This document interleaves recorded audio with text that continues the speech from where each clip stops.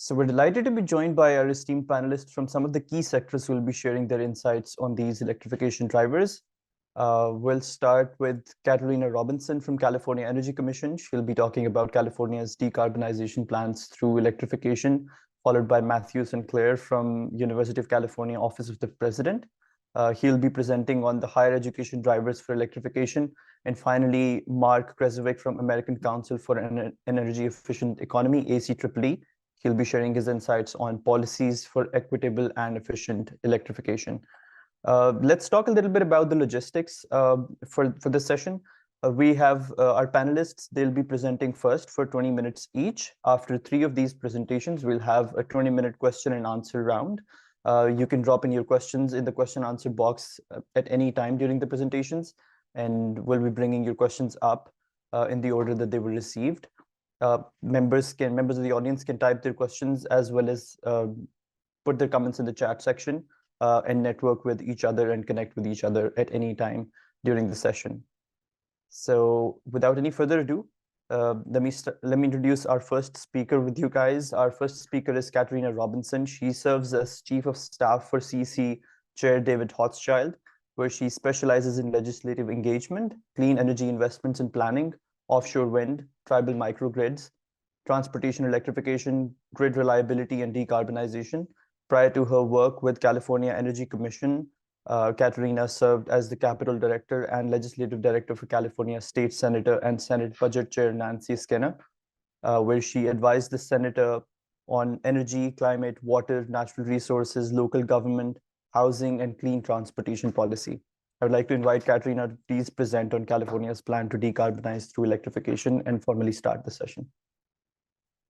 Well, good morning, everyone. My name is Katerina Robinson, and thank you for the warm introduction. Yes, I'm Chair David Hochschild's Chief of Staff and a former UC alum as well. Go Bears.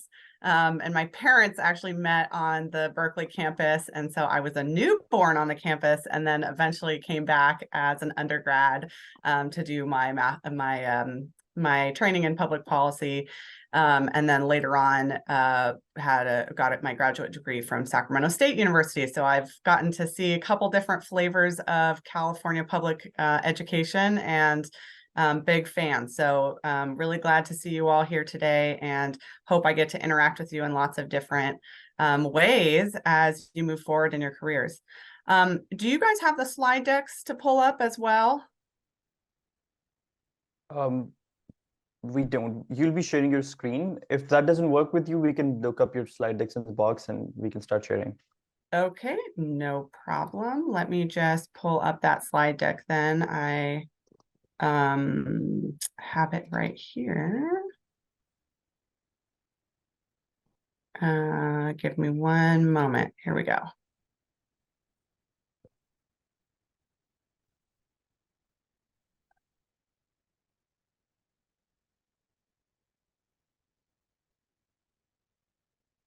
Okay.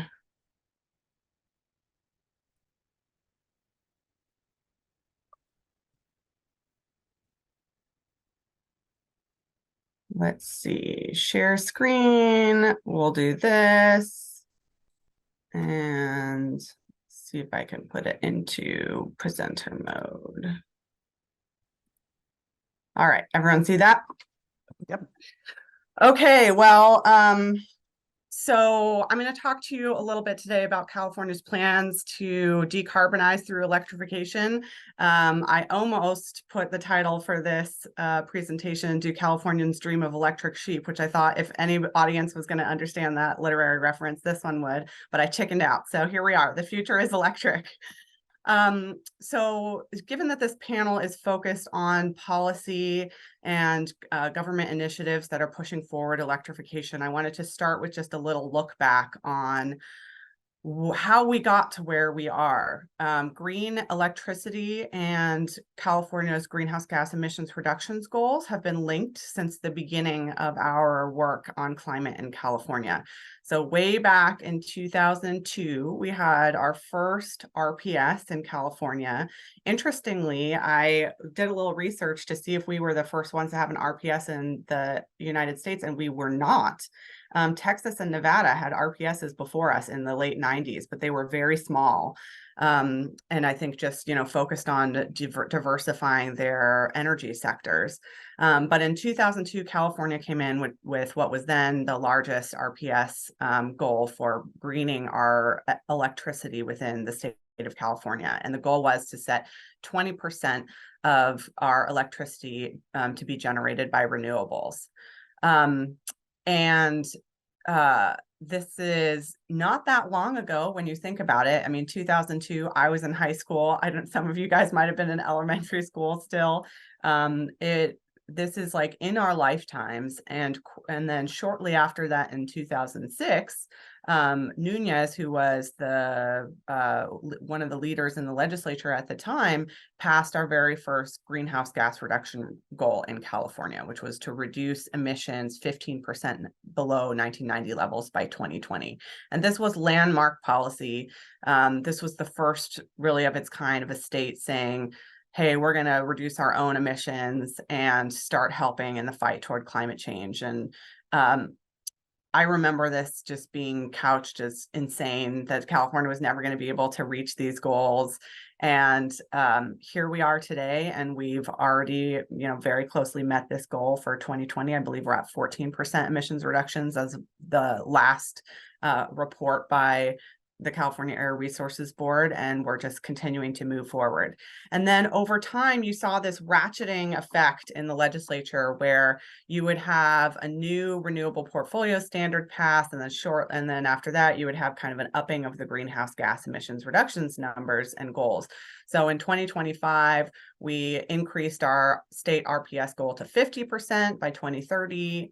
In 2016, we saw the next jump for our greenhouse gas emissions reductions goals, and then Senator Pavley passed this law, SB 32, which raised our greenhouse gas emissions reductions goals to 40% by 2030. And it was also the first year that equity really started being discussed in conjunction with our greenhouse gas and electrification goals of, what are we doing to make sure that low-income or disadvantaged communities or communities of color are not getting left behind? And Eduardo Garcia was a new assembly member at the time and led this environmental justice coalition that got a bill, AB 197, that was linked to SB 32. The two were double joined, which means that both have to pass and be signed by the governor in order to go into effect. And AB 197 created an environmental justice advisory board at the California Air Resources Board to help advise on how to move forward with our greenhouse gas reduction goals in an equitable manner. And that EJAC still exists and still comments on the Air Board's actions to meet the AB and SB 32 goals. And it also created just kind of a new coalition of environmental justice advocates on climate that is still alive and well today, and passed many additional pieces of legislation in the subsequent years. And then we get up to 2018 when then pro tem of the Senate, Senator De Leon, passed the landmark SB 100, which you'll hear about a little bit later, which upped the goal for 2030 to 60% clean energy by within the RPS standard by 2030, and then 100% clean resources by 2045. And California's energy has always been pretty clean because we've had a lot of hydro resources over time that were developed especially in the Northern California to serve electricity load. And so traditionally, large hydroelectric had not been counted in our RPS to help spur growth of other renewables. But from this 60% to 100%, we now allow both large scale hydro and nuclear to be counted to get to 100% clean energy. And then in 2020, just a few years ago, we finally had kind of our last goal setting exercise of greenhouse gas emission reduction, which was to get to net zero by 2045. And this all culminated in this picture that you see on your right of the scoping plan. So CARB's scoping plan is basically our document of how we get to carbon neutrality by 2045. It's the world's first plan on how to do that. And it has a large focus on electrification and moving off of fossil fuels by moving everything we can to electric and greening that electricity. So how are we doing that? First, almost 50% of greenhouse gas emissions in California are driven by transportation and petroleum usage. And so a huge part of the success of getting to carbon neutral will be electrifying the transportation sector. And we've got some specific, the state has some specific goals in this space. They have 100% new light duty sales must be ZEV by 2035 goal. They've got 100% trucks and bus fleets have to turn over to ZEVs by 2045 goal.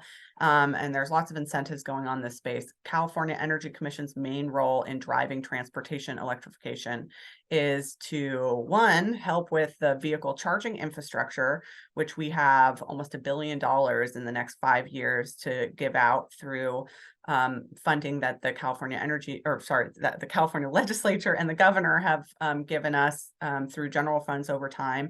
And then also some funding from special fees from a program called the Clean Transportation Program, which takes fees from vehicle license fees and tire fees and sends them to state agencies to support zero emission vehicle adoption and charging infrastructure and fueling infrastructure for hydrogen vehicles as well. And this is like a huge success story right now. California has just really hit the inflection point with zero emission vehicle adoption. This year, we, for the first time last quarter, hit a quarter of new cars sold in California being zero emission. And in some counties, that's like 90%. So in some regions in California, you're just seeing, you know, far and away, most cars being purchased are electric. And we also statewide hit our zero emission vehicles on the road goal of 1.5 million vehicles 2 years ahead of schedule. So we're taking off. We've also got getting the chargers deployed to help support that. 10,000 EV fast chargers deployed this year. So this is a great success story, but you'll hear a little later how it's straining the grid as well. And another way we are electrifying everything is homes. We're working hard to ensure that our building code standards are supporting home electrification. And by in 2023, we require now all homes and buildings that are new to have solar rooftops and be able to self-generate some energy. And we're also supporting incentives for homes to electrify their appliances so that as much as possible, their home electricity is efficient and electric.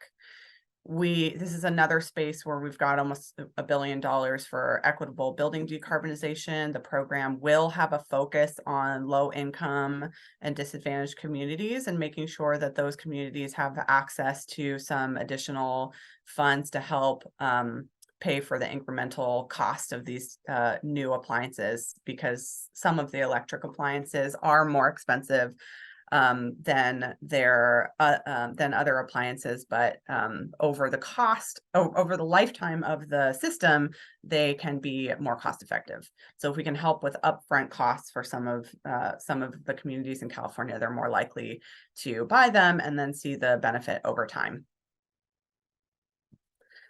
Other goals that we've already reached, we've got to 33% renewable energy already, which is wonderful. You'll see a little bit on some of the later slides what our energy mix is looking like right now.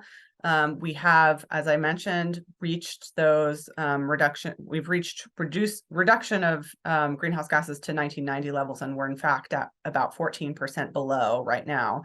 And we've hit this 1.5 zero emission vehicles sold goal early.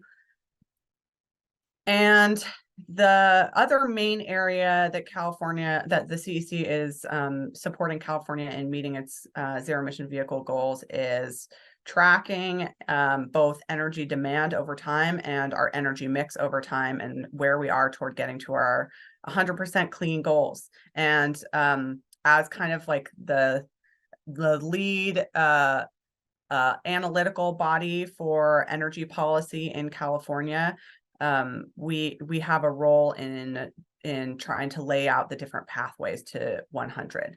So in 2013, we were already up to 41%. You can see here, large hydro, is almost 10% of our clean energy mix, and nuclear, which is why when the RPS is passed, renewables for the RPS were excluding those categories, because California had already had that kind of clean energy in its system.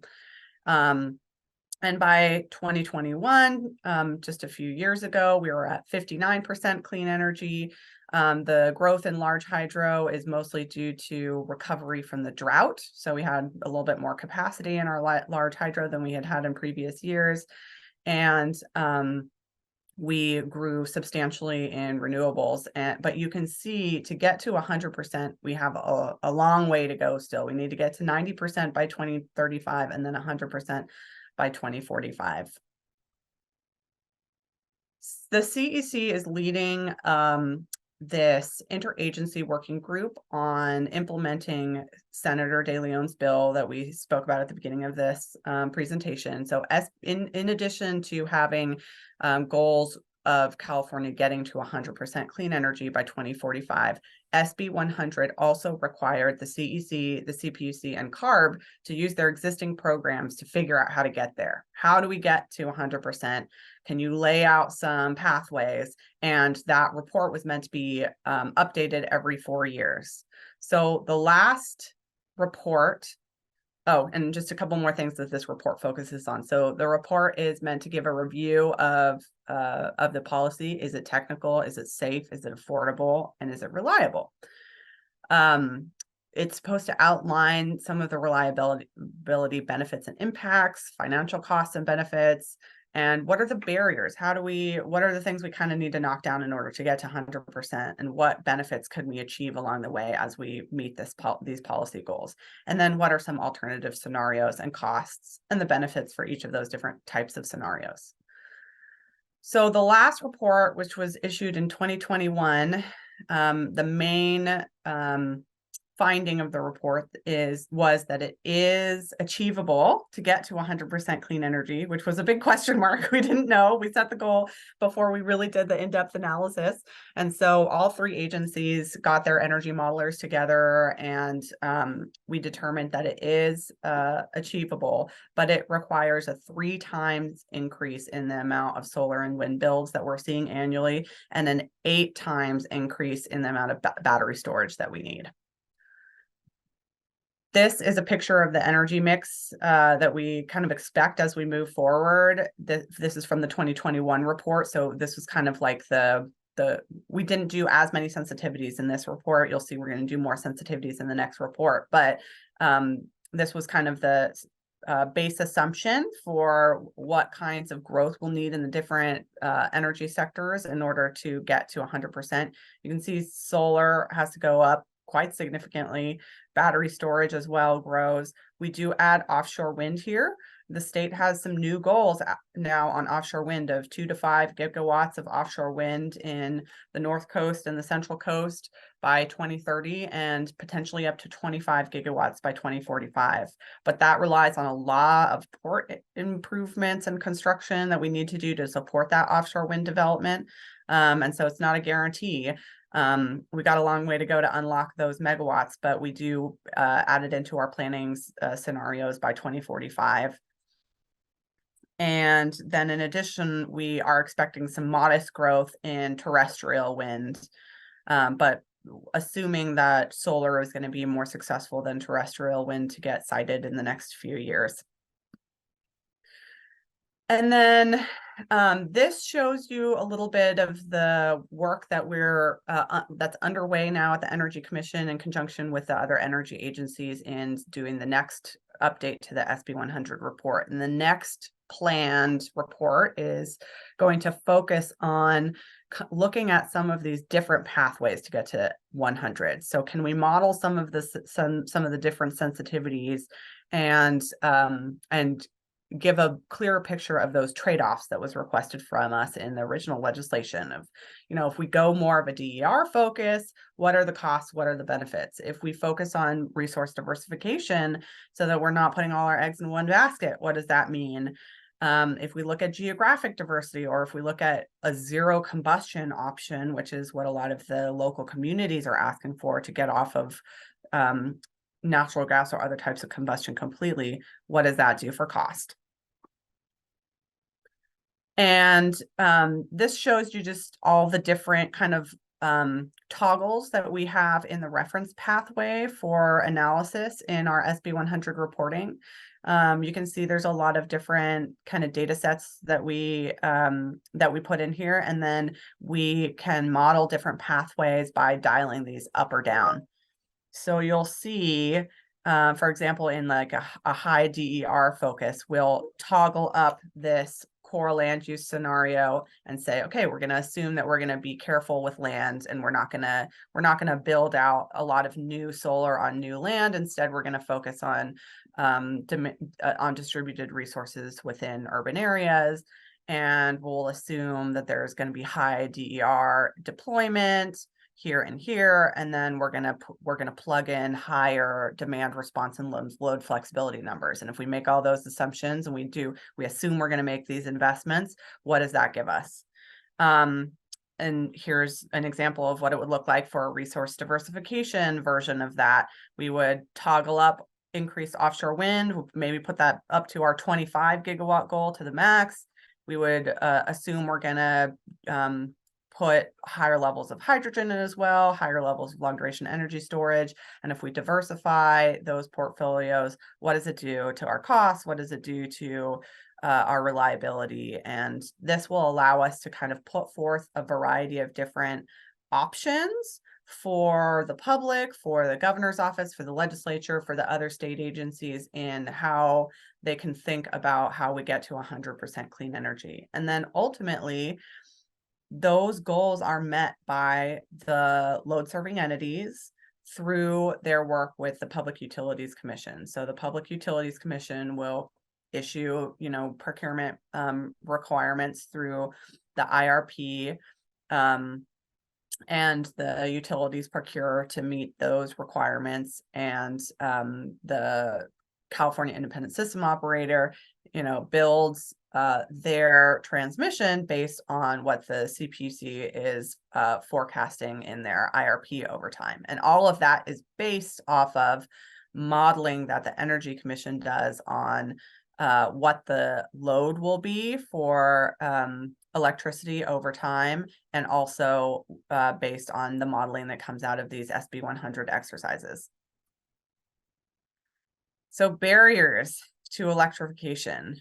It's a very exciting time in California for clean energy, but there's also a lot that we need to tackle.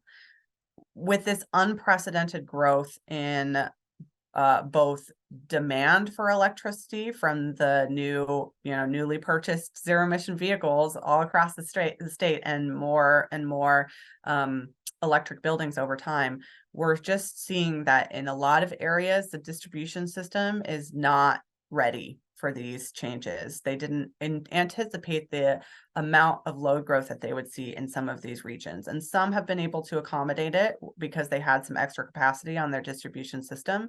But others are starting to see pretty long wait times for interconnection at the distribution level. And so when a new, all electric housing development is coming to their utility and saying, we're ready to plug in, they're saying, well, thank you very much, but we have a 9-month, wait time to upgrade your local distribution network and build your new substation, and we'll see you in a while. And until then, they're stuck on some sort of external generation. So there definitely need to be some improvements in how we're paying for and kind of front loading the investments that need to happen in the distribution system to accommodate all this, and probably some creative solutions that we can put forward to for generation at local levels that complements load growth. So could you do some DERs that are really focused on just pulling more, creating more megawatts in the area that you're also needing the megawatts because there's more load growth. The CEC actually has a report, an annual report, the IPER it's called, Integrated Energy Policy Report. And this year's IPER that will be coming out in the next few months is focused on this need for improvements in the distribution system to support transportation electrification and other electrification. The IPER also hits on the next topic, which is transmission upgrades. So we know that we're going to have to do transmission upgrades, significant upgrades to connect the amount of renewables we're going to have to build to support our SB 100 goals. If we want to do significant offshore wind in the North Coast, we're going to need a lot of new transmission bringing power from the North Coast down to load centers, and also improving the reliability for the North Coast itself, which has not great transmission infrastructure today. And then also, if we see a large growth in solar from the Central Valley or in other places in California, we'll need additional capacity to bring that solar into energy demand areas in the LA region and in the Bay Area. Permitting process improvements. So this is essentially, because we have such high growth in the amount of renewables that are trying to get onto the system, it's just overwhelming a lot of the both the investor-owned utility and public-owned utility permitting processes, and also the state's own processes for transmission upgrades. And we're seeing bottlenecks and complaints about long times, both in distribution connections and in transmission connections. And so the state has signed an MOU between CEC, CPUC, and CAISO to help kind of work out some of these process improvements that can happen on the transmission side. And you see a lot of utilities starting to try to figure out how to address their long wait times as well. And it was a large topic in the legislature this year about how to fix that problem. And then climate change. Climate change is, as the commissioners of the CEC like to say, climate change is making it harder to fight climate change. The reliability issues that are caused by fires, the amount of energy we have to plan for because heat is increasing in California, that all makes us chase a higher number for electrification, because we're having to keep more megawatts in reserve in case we have super high heat days. And when everybody's turning on their new air conditioners that they didn't used to have in the Bay Area because it used to be temperate all the time, that's a lot of new megawatts that we have to be ready to green as well.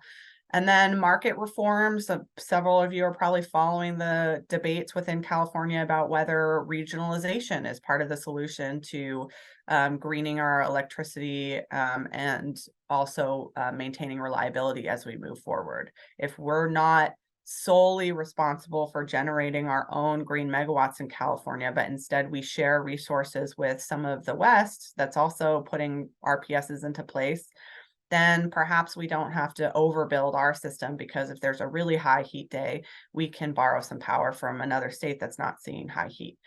Now, there were some wrinkles in that this year, because we do, even today, schedule a lot of imports into California. But when the whole West is hot, like happened this summer, and other states are feeling the heat worse than us, then sometimes it's hard to get our power on this from that system. So there's just changes in the market, how the scheduling happens, and how we work together as a region in the West. That is still, very much an open question. And then we are dealing constantly and through the course of the years in the legislature and the government with the next three, which is fossil fuel lobbying against all of this work, labor fears, nervousness about how they fit into the transition to a new energy economy, and concerns that their jobs still remain viable in some way. And that's both, do we have enough trained electricians in California, but also what do we do with our labor friends that have been serving in the fossil fuel sector? Can we move them to offshore wind jobs, which is what other countries like Norway have done?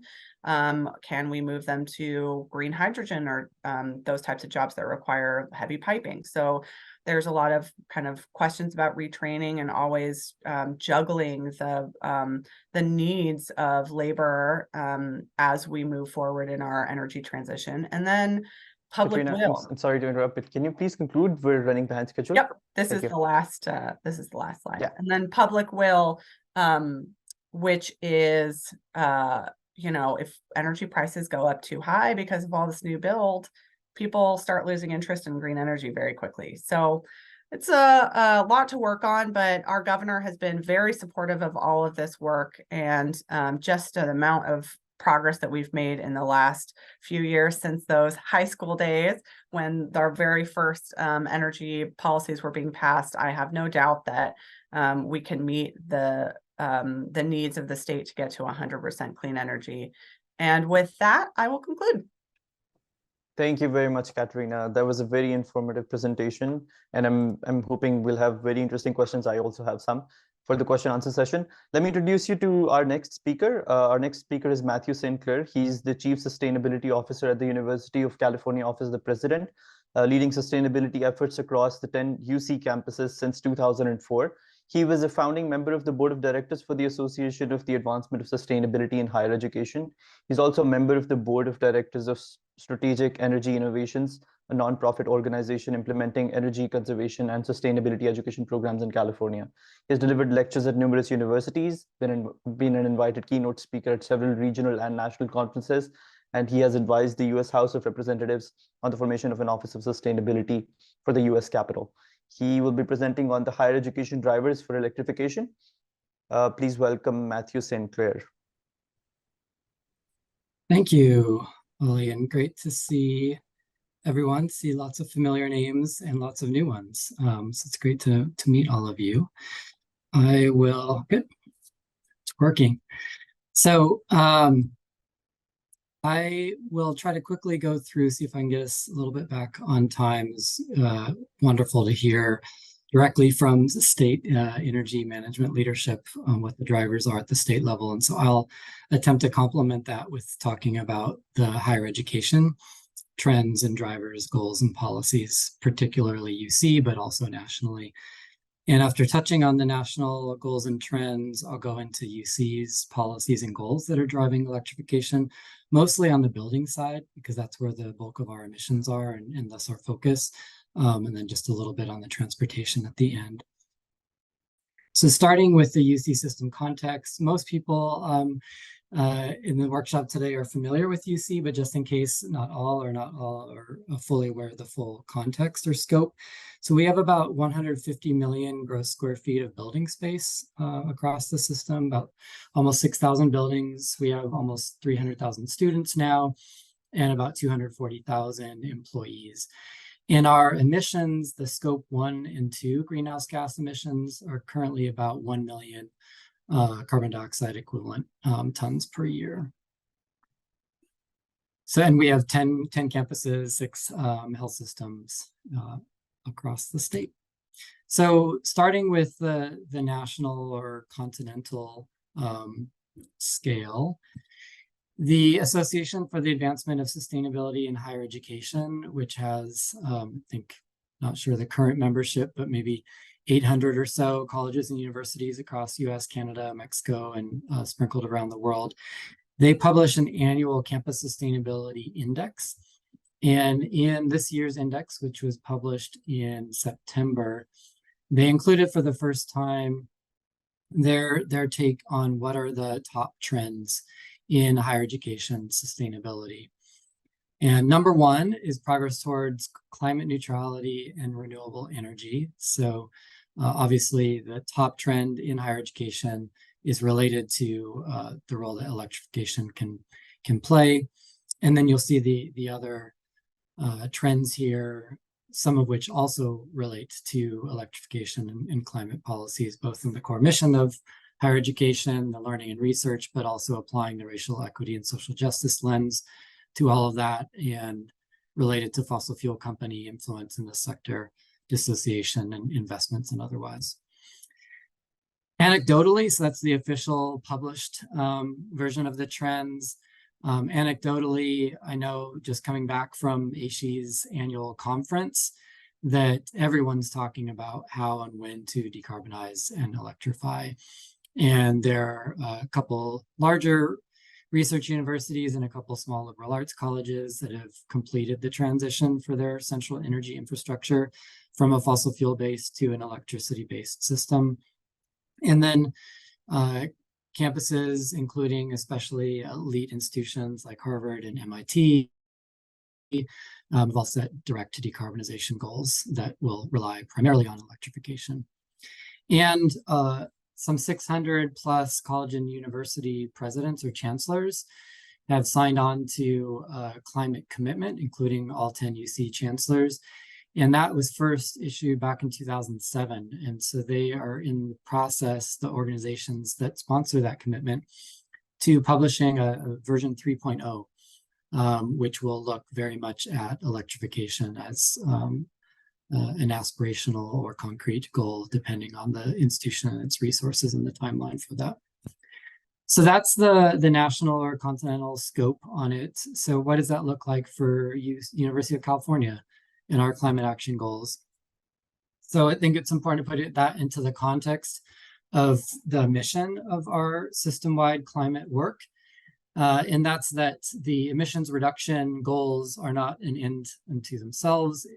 We are trying to achieve direct decarbonization, full decarbonization, no later than 2045 at every UC campus as part of UC's goal to help create a more equitable, sustainable, resilient, and healthy world.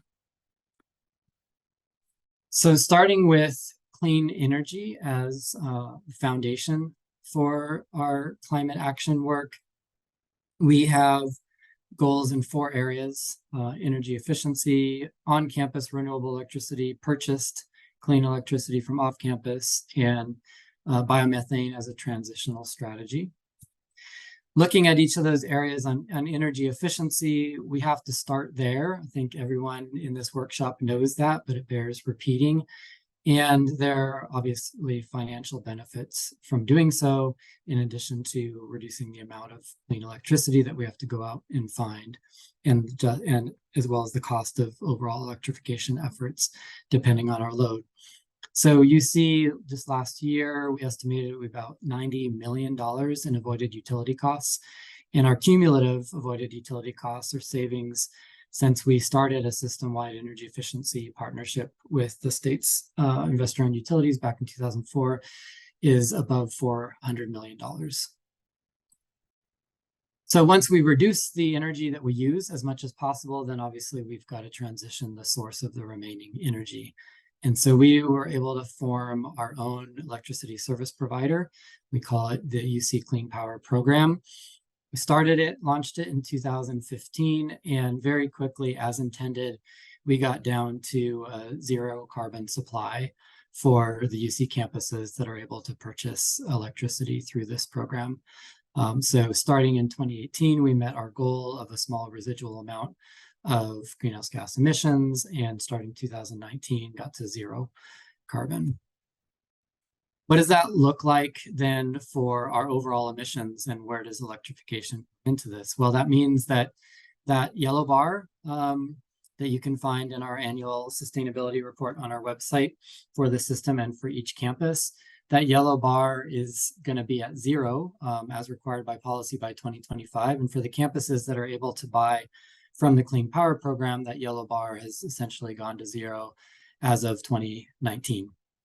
When the Clean Power Program got down to zero carbon. That means that when you look at UC's emissions, it's natural gas at this point. So electrification is going to be the primary strategy to move that gas consumption to electricity consumption, given that our electricity that we're able to source and provide to the campuses is zero carbon. just going the wrong direction. Here we go. So moving then from the energy side into our building policy for new buildings and renovations, we have three-part goals in UC for all new buildings and renovations. First, that they have to achieve at least a LEED Gold level and strive for LEED Platinum, that they have to meet minimum energy efficiency performance requirements, either outperforming the Title 24 State Building Energy Code by at least 20%, or meet whole building benchmark-based energy performance targets.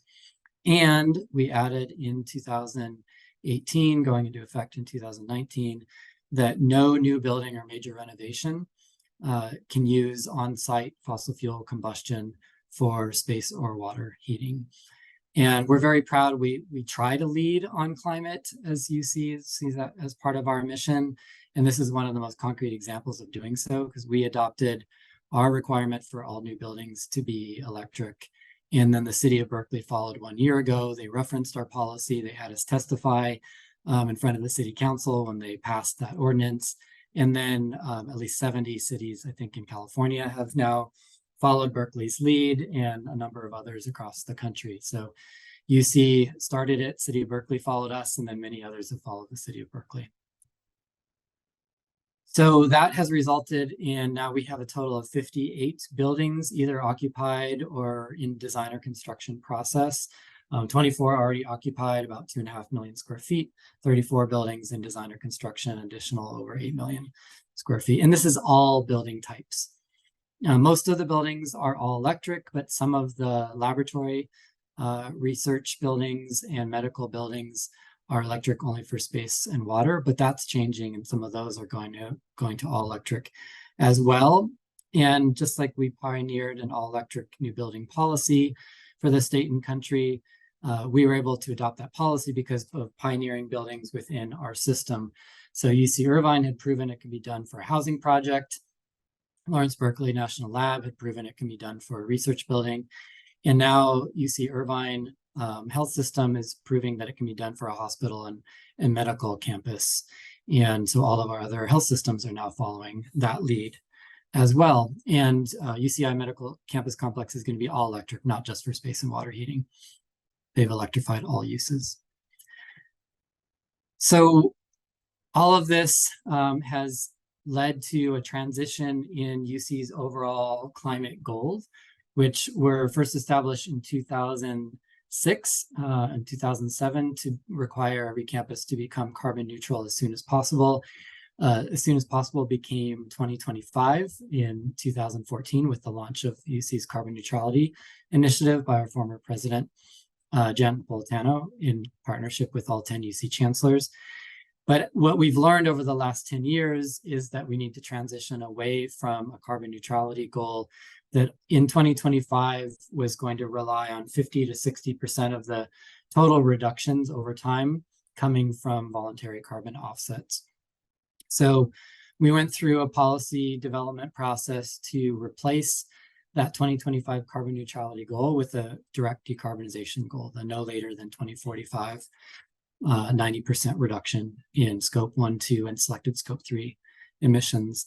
And we were responding to faculty and student feedback to the state's goals that we just heard about. We want to not only meet the state's goals, but model how to get there faster and sooner so that the rest of the state can follow and learn from us.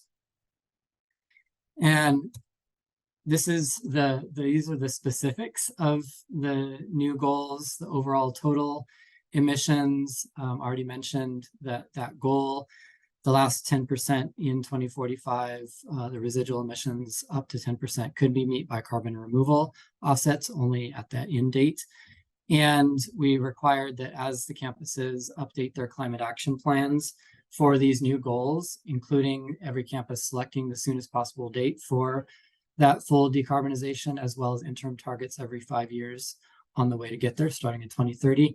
They also have to incorporate UC's framework for incorporating environmental and climate justice. So love to hear Nina's update this year and enjoyed and appreciated her presentation last year. We've been working with amazing graduate students, like she did her work at Davis. We've had Berkeley, Davis, Riverside, and Irvine graduate students that have developed this framework and a toolkit to help campuses figure out how to integrate that environmental and climate justice into all of their energy and climate implementation.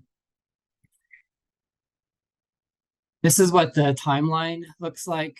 Every campus, we got agreement from all the campus leaders and the UC Office of President leadership to take some of one-time funding that we got from the state for capital renewal and deferred maintenance this past year, and devoted 12 million of that so that each campus would have funding to complete a decarbonization study. And those studies are due next July.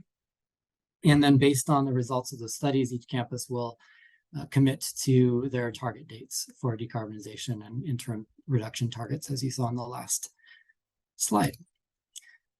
The decarbonization studies, they're scoping guidance developed by a Pathways to a Fossil-Free UC task force appointed by our system president last October.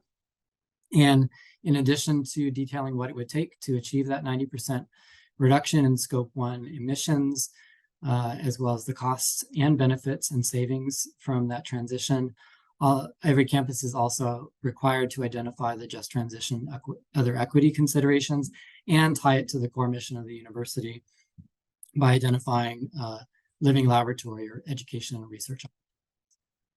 So finally, on the transportation side, the majority of our emissions are in scopes 1 and 2, our university-owned buildings, much smaller extent the university-owned vehicle fleet, but we have goals to transition all of the easier types of vehicles already required to be zero emission, and then the harder, medium, and heavy-duty vehicles. We have quite a few, have a little bit longer ramp-up stage. And then commuting, we've set some goals there, even though we don't directly control that. We can at least provide the EV charging infrastructure, and we're up to over 1,800 EV charging stations on our campuses already. So I'll stop there. I look forward to questions after the next presentation. Here are some links. I think the slides will be provided to look at individual campus examples of the 3 campuses that are moving forward most quickly with their campus electrification, as well as the system-wide resources. So thank you. Thank you so much, Matt. Let's move on to our final speaker. Our final speaker for the session is Mark Kresowik from ACEEE.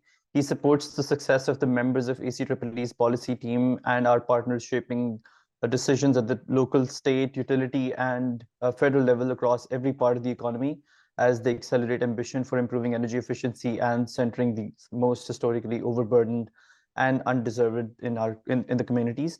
Prior to joining ACEEE, Mark managed federal and international policy for RMI's carbon-free building program and led clean energy campaigns with the Sierra Club for nearly 15 years. He has previously served as an interim executive director of Iowa Interfaith Power and Light and on the boards of RENEW Northeast, the Sustainable FERC Project, the Center for Global and Regional Environmental Research, and the Appliance Standards Awareness Project. Thank you, Mark, for being here. Please take it away. Thank you. And thank you, everyone, for the opportunity to share with you all. We'll give a shout out to my alma mater, the University of Iowa, and the great work the facilities management team has done there over the years. More than 20 years ago, when I was on campus, had the opportunity to work closely with them. Great folks like Rod Leonards and Dave Jackson, if any of you all know them, on a lot of decarbonization efforts on campus. So I have tremendous respect for the incredible work that you all do and the challenge that you have facing you as you look at how to decarbonize campus energy systems. So I am Mark Kresowik. Sorry to interrupt. We need to have you put your slides into presenter mode. So you'll need to go to display settings and then swap your screens, please. Yep. Sorry about that. Not a problem. All right. Let's see. Let me try it. Just go up to display settings on the top. Where your drop down is, and then pick swaps. No, up above. Right there? No, above your slides where it says display setting. More to the left and up. I don't actually see that anyway. That's what I'm looking at. Let me try it here. Next to the show taskbar on the top left. Yeah, I can't actually see that. I can't actually, hold on, let me try this. The problem is that I can't actually see that. Let's try it this way. All right. So you want it in presenter mode? Correct. So if I go like that, that doesn't work well, right? No, give me just a moment and I can pull that up for you. Okay, thanks.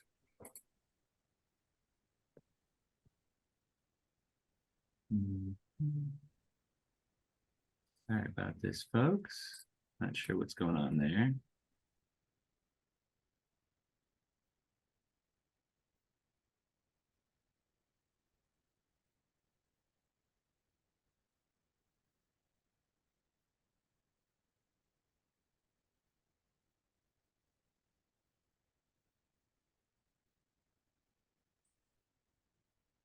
How's that? All right, that works for me. All right, moving on, the American Council for an Energy Efficient Economy is the leading national energy efficiency research and advocacy organization. We have a particular focus on ensuring that energy efficiency is doing everything it can to avoid the worst impacts of climate disruption and in centering the needs of those who are most overburdened and underserved in the transition off fossil fuels in our energy system. Sherry, are you advancing the slides then, or is there a way for me to do that still? Oh, great. Okay, thanks. You can go to the next slide. As we've already talked about, heat pumps and electrification are the key technology to decarbonize buildings. The White House in the United States has clearly identified their long-term strategy of eliminating fossil fuels from buildings, requires ramping up the share of electricity that is used to power those buildings. The same is true globally. The International Energy Agency has shown that we have to dramatically scale, quintuple the deployment of heat pumps globally in order to reach net zero goals. Go ahead to the next slide. One of the ways that many jurisdictions are choosing to decarbonize existing buildings are through building performance standards, making sure that our buildings that exist today are ratcheting down their pollution, their energy use. That's also true at the federal level. The federal government has a buildings performance standard for their federal buildings, in addition to requirements for all electric new construction and major renovations. Right? This is the way policy is going to drive building performance and building decarbonization. It is coming soon to a jurisdiction near you, if it is not already there, as California folks so eloquently described in the previous two presentations, and from jurisdictions to campuses unquestionably. Go ahead to the next slide, please. So want to talk a little bit about what that transition looks like. So if you go to the next slide, this is from the Maryland Office of People's Counsel. Actually, thank you. Just to stop there, it'll advance slowly. In order to hit the state of Maryland's climate goals in buildings, they've shown you essentially simply need to stop installing any fossil-fueled heating equipment by the year 2025. This is also consistent with what we've seen globally, that to be on track for those net zero deployment targets and reaching those goals, I said, you essentially simply have to stop installing fossil fueled heating equipment by the year 2025. That's because this heating equipment lasts 20, 30 years in many cases. And so if you're continuing to install those, you're not going to be on track to reach your goals. If you go, keep going on this slide. What that drives is a massive reduction in fossil fuel sales. So a significant decrease through 2050 as you get to zero. And the last piece of this slide, one more advance. What that does is you have fewer and fewer customers on the gas system paying for those stranded assets of gas pipelines, is that the price of gas goes through the roof. It's going to double, triple, quadruple, quintuple as you go out over the course of the next couple decades. That, as energy managers, is what you need to be preparing for, is for this significant increase in gas costs that is going to take place as we transition off the gas system, because you have fewer and fewer customers paying for, again, that distribution infrastructure. So as you look forward and project out the costs of this transition, you need to take into account this dramatic ramp up in gas costs that's going to take place that really enables a cost-effective transition here going forward. Go ahead to the next slide, Sherry. Thank you.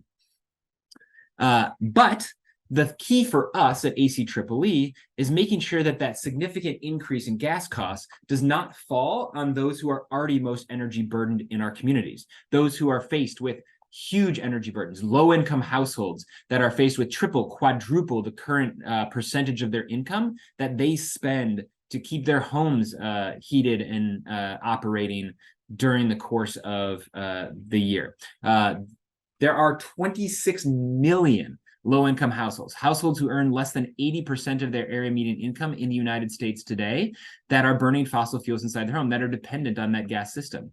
They're paying, again, triple the amount of their income on energy that other households in the United States are. This gas increase can't fall on them. It can't exacerbate the energy burdens and utility shutoffs that we've seen threatening the lives and livelihoods of so many across the country. So as we approach this at ACEEE, the question is how to make this transition as equitable as possible, in addition to as rapid as possible. Go ahead, Sherry. So we've identified 5 strategic policy levers to enable this to occur. The first is funding for retrofits, which I'm going to spend the most time talking about because we've spent a lot of time talking about the need to retrofit buildings from fossil fuels to electrification.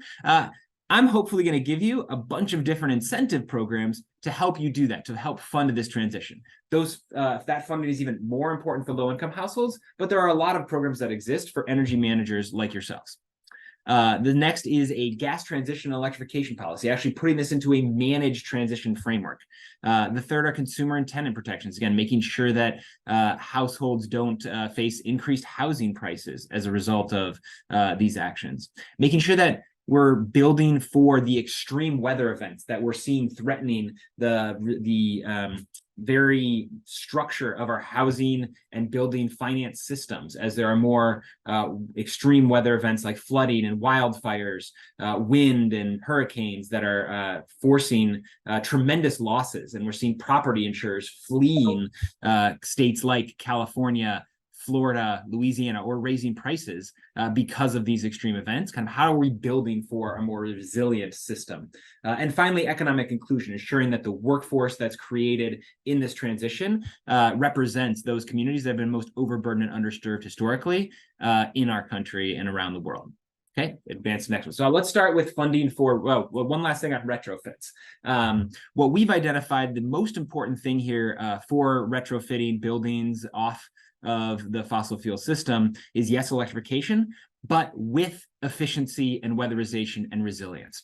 This can dramatically lower the cost, operating cost of buildings, making sure that these buildings are built to withstand those extreme temperatures, which I'm talking about. It's critical to be doing a comprehensive transition that includes electrification and building envelope, air sealing, all of the kind of things that make that building more efficient and cheaper to operate. Also have a tremendous impact on the reliability, resilience of the electric system and how much we need to actually build. So the more efficient that we build our buildings and retrofit our buildings to be, the less wind and solar we need to meet those electrification goals overall across all sectors, right? We've got to electrify not just buildings, but also transportation, as our previous speakers talked about, but also industrial applications. There's going to be a huge amount of electricity needed to electrify industrial applications. Building efficiency can be one of the most important ways to lower that total amount of new generation that we need to build in order to meet these goals. It's getting increasingly hard to site new generation in this country and across the world, and efficiency is a key part of avoiding that. Moving on to the next slide. Now the good stuff. The most important opportunity for incentives to help you do this that I'm aware of across the entire country is the commercial building tax credit known as 179D. That tax credit is now permanent.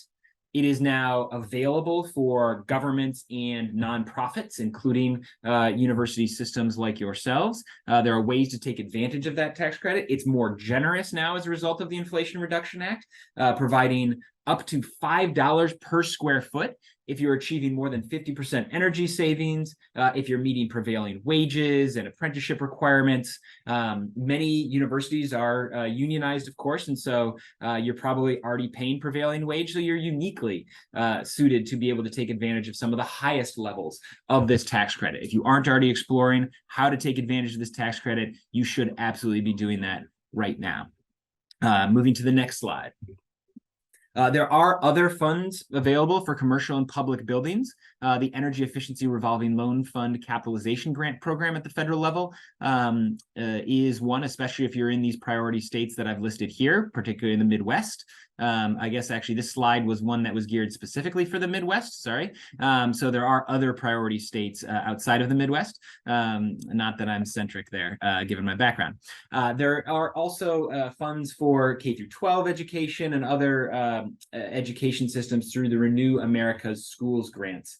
And then, as I mentioned, federal buildings, there's a huge amount of funding available for federal buildings to the extent that is part of your system. As I know, certainly like national labs and others sometimes are, as we talked about with the UC system. If there's federal involvement and if it qualifies as a federal building, there's huge amounts of money for that as well. So moving to the next slide. There are also a lot of broadly restricted programs from the federal government right now, including the Greenhouse Gas Reduction Fund. The applications for prime financial intermediaries to distribute that funds are now have completed. So we're now just waiting on the EPA to choose who are those financial intermediaries, but reaching out to those as they're selected, especially if you are participating in one of those applications, is a great way to obtain financing for the kind of decarbonization investments in your system that you might need. The climate pollution reduction grants are very flexible funds from EPA to cities and states that are extremely flexible. Buildings is one of the places where the greenhouse gas reduction plans can be implemented, and they can target particularly sources of need. Similarly, with if you are in an overburdened and underserved area, the Environmental and Climate Justice Block Grants, and there are still some ARPA funds, recovery funds that are still available and haven't been allocated by their states for at least the next year or so. And finally, the State Energy Program and Energy Efficiency Community Block Grants, ECBG, are other funding sources to explore with your state agencies. Go ahead to the next slide. Sherry, can we go to the next slide?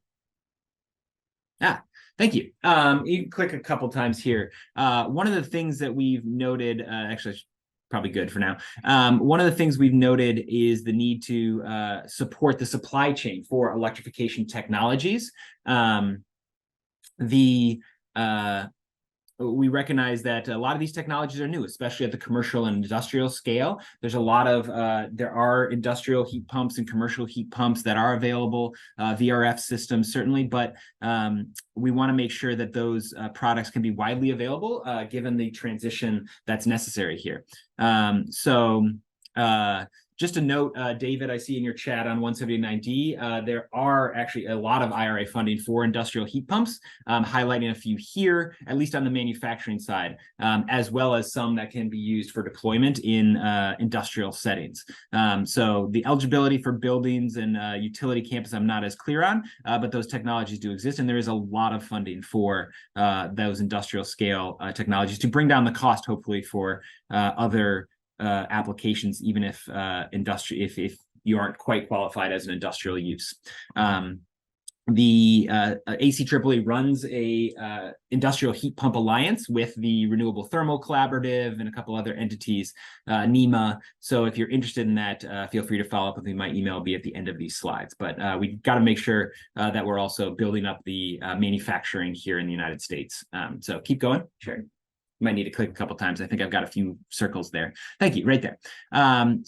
All this begins with stopping making the problem worse. So stop subsidizing and installing any fossil fuel-based systems, stop subsidizing gas line extensions, which many states still do, and stop incentivizing fossil-fueled appliances in the name of energy efficiency. All the funding going forward needs to be for electric funding. And David, again, I'll follow up with you on the industrial heat stuff. Shoot me an email. So again, similarly, stop installing fossil fuel appliances, period. Stop making the problem worse. But then a managed transition, and this is maybe what I'll spend the last few minutes talking about, is making sure that you're targeting areas for electrification where you can shut down an entire section of a fossil fuel based or gas based system, so that if you can electrify an entire set of buildings on your campus or in your community, in your neighborhood, in your state, you can actually shut down that fossil fuel system and end the payment for repairing and replacing those pipes. That's the biggest opportunity, this kind of neighborhood scale electrification, community scale electrification, to really ensure an equitable and efficient and transition. Because the cost of repairing and replacing those fossil fuel based systems, those pipelines, are tremendous. In my community here in DC, the gas company is proposing to spend the equivalent of about nearly $30,000 per gas household on maintaining their gas pipeline system over the next 3 decades. Taking $25,000 to $30,000 and applying that to households and businesses to get off gas would be cheaper. So being able to shut down the gas system, having a managed transition off the gas system is critically important. Go ahead. Sorry, one more slide. This just kind of describes what that looks like. Again, instead of kind of untargeted electrification, a building here, a building there, actually exploring your system, making sure you see where are the biggest opportunities for if you've got huge deferred maintenance or parts of the system that you could shut down most cost effectively is kind of the way to think about this. And the last thing I will say on the last slide here is just a reminder about resilience again. If you go to the next slide, Sherry.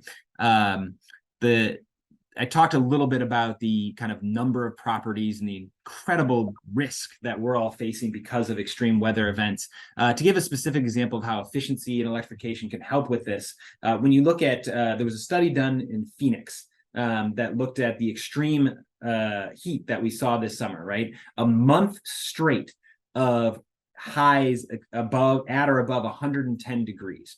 If the power had gone out in Phoenix during that period, up to half of the population of Phoenix could have experienced medical distress and been hospitalized or even died during that heat wave. Efficient buildings built to the latest, most up-to-date building codes or even to passive house levels can keep people safe and comfortable in those buildings for hours, days, even weeks longer in that extreme event. So if you're thinking about the housing on your campuses, thinking about the importance of building efficiently so that if the power does go out and you're in one of these extreme events, that the likelihood of survival of your students, of your staff and faculty are tremendously higher if you're building more efficient. So it's not just about the energy costs, the decarbonization, it's also literally about survival in an extreme event that we're facing. So with that, I think the last slide should just be my email. I'll just say thank you all so much for the opportunity. I hope this was helpful and happy again to follow up with you all. And David, I see the shout out to David Nemso at the Lone LPO. They're great to talk to as well about virtual power plants and how to make sure your buildings are grid interactive and can actually do demand response as well, which electrification can greatly enhance. So thank you all so much. Thank you so much, Mark. Thank you all of our panelists. Let's not wait to start asking questions. We have a few questions in the question and answer box. And if someone has their questions in the chat box, can you please post it in the question and answer box so that we can put them forward to our speakers in an orderly fashion. Starting with the first question, Bruce is asking, what is the CEC forecast regarding nuclear and how it fits into 100% clean energy future? I think that question is posed to Katerina. Katerina, if you could please respond. Yeah, well, California has a de facto ban on any new nuclear until there's a solution for the waste stream from the nuclear facilities. So we are not forecasting any additional growth of nuclear. And of the existing nuclear plants California has, all have now closed except for Diablo Canyon. Diablo Canyon was slated to close, as some of you may know, and in 2022 was given kind of a second lease on life from the legislature and the governor's office and the energy agencies, who felt it was worth keeping around because of the dire reliability issues we were facing with supply chain issues and COVID issues in getting new renewables online, combined with increased load needs due to climate change. And so the CEC has done some kind of modeling to see if we will be able to replace Diablo with any other renewables before 2030, and the answer is likely no, but after that we may be able to, if as long as we're investing in new resources and getting things online quickly. So I would say it looks like probably after 2030 we would have an opportunity to be nuclear free, and I don't anticipate under the existing climate us doing any new nuclear. Thank you, Katerina. The next question is coming from Mark. He highlights how Netherlands has a much higher capacity compared to California despite lower potential.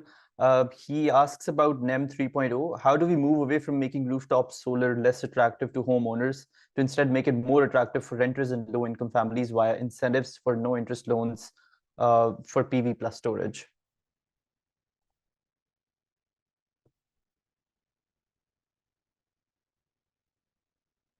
I If don't any know of the if we panelists want to please try to answer. Yeah. answer that question.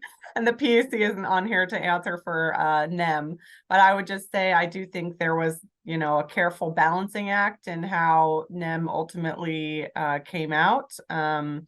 And these questions of how to continue to support rooftop solar and do it in a way that's not going to create a cost shift to other customers is alive and well in California. And certainly the CEC has worked to increase incentives or requirements for rooftop solar and through the building codes. And so we do require all new builds to have solar plus storage now. And there are, you know, potentially continued opportunities through new IRA, IIJA funds to continue to support incentives for new rooftop solar customers.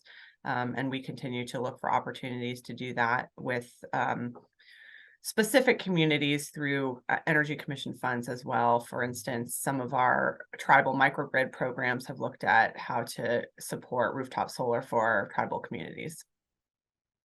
Thank you. This is probably posed to Matthew. Gail asks, probably in follow-up to the question about future microgrids on campuses, does this include data centers' emergency power in the event of natural or man-made disasters? Yes, as far as I know, David Phillips, who's been helpfully responding to some questions and is my boss, Associate Vice President for Capital Programs, Energy, and Sustainability at UCOP, just co-led with our Director of Emergency Management a fossil fuel task force sprint on energy reliability that collected a lot of data on past reliability and future needs and projections, and coordinated with utilities on that. So he would have more specific information, but as far as I know, what I heard from them is that yes, diesel generators are still the primary emergency backup across all of our building types, whether they be hospitals or classroom, office buildings, student housing, data centers, all of them. I'm not sure this question was answered, but Brian asks, is the Clean Power Program a net zero clean electricity strategy, or is it meeting real-time load with clean electricity? My assumption that it's former, but true decarbonization and its scale requires the latter. So they're asking about the meaning of what net zero clean electricity means. Is it the real time? Yeah, this is a great question. So again, a live debate in California. How are we going to get to our 100% renewable energy goals? Are we going to, because we're going to continue to have load growth as well. And so as we have load growth, do we kind of curtail load growth and support for quick electrification while we green the electrons so that we only have a green electron to serve the new demand? Or do we go as fast as we can to allow the customer base who wants it to electrify and green as we go? And right now we're, you know, just supporting the market economy, which is working on its own and buying these things, these electric appliances and vehicles, and we're having to green as we go. but you do begin to see the conversation starting about when load growth is happening. Is it happening in the middle of the day that can be supported by, solar, or is it happening in the evening and is requiring natural gas power plants to remain online for longer while we build the battery capacity to fill that need, or while we build other resources like offshore wind that can produce at that time. So that's not a closed conversation. And just to date, we don't use hourly tracking in the state. There have been legislative discussions on whether we should move to an hourly tracking type mechanism. And the closest thing, we do is time of use rates. So we can drive some behavior through making it more expensive to use energy at different times, and use that as a behavioral tool, but it's not a perfect solution. And we're definitely not at the point today where we're doing hourly matching with renewables. Thank you. Jim has a question from Mark. He's asking about your thoughts on the idea of repurposing hydrogen repurposing natural gas systems with hydrogen gas lines. He's saying that the suggestion that state and local governments not promoting extension of gas systems to force a shift to all electric would hamper transition to clean hydrogen systems that would be needed, where solar and wind cannot fully support 100% of grid needs, and nuclear may not be feasible. So how about repurposing the existing natural gas systems to use hydrogen? A couple thoughts on that. So number one, I think every major independent study that's ever been done has shown that hydrogen has nearly no role whatsoever in heating for buildings. Hydrogen is a limited and expensive but very important resource that is best used for industrial applications, for heavy-duty transportation, even a little bit in the electric sector, but not really for buildings. Partly as well, it's not well suited for that, right? There's no clear evidence that actually you can pipe significant amounts of hydrogen through existing gas pipelines. But regardless, it's not the right resource for heating in buildings. So that's a pretty straightforward answer. Thank you. Thank you so much, Mark. And we'll conclude with my question. I wanted to ask Katerina about the possibility of an incentive program being launched for industrial electrification, particularly for industries with lower temperature needs. As Mark highlighted, some of the federal programs that are there for industrial heat pumps. Do we have a similar plan to incentivize the promotion of heat pumps for industry, particularly the low temperature one? Yes, so the CEC does have an existing industrial decarbonization program. It's fondly called Indigo. And it was funded again in the, actually it was just established in 2021. So this is a relatively new program, but it was funded again in 2022. So the commission does have funding for that purpose. And we have funded particularly a lot of food facilities in California moving to lower carbon or electric applications, and more to come. Thank you. I think we can squeeze in another question. Ahmed has a question. Is the clean energy grid growth rate increasing at the same rate of the electrification or transportation and housing? Can you repeat that? Is the clean energy grid growth rate increasing at the same rate as the electrification or transportation and housing? That's a good question. I don't have I'm not the data person, so I can't give you the true answer to that. My perception is that it is, but we're still playing catch up. So because we're growing or we're cleaning our existing demand, and then that demand is growing. So it's like we're chasing an ever increasing number. So even though the rate of electrification, I believe our increase in renewables is still keeping pace with the rate of electrification, that would just mean we're treading water. Yeah. So we're not treading water, we're going up. We are getting higher percentages, as you saw from some of those charts, but we're chasing an ever growing number. Thank you, everyone. That's it from the first session. I would like for Tierney to take us forward and proceed to the second session and whatever is in between. Yeah, of course. Ollie, thank you so much for moderating, and to our panelists, I really appreciate a great first session for the day, and to the audience, really great questions as well.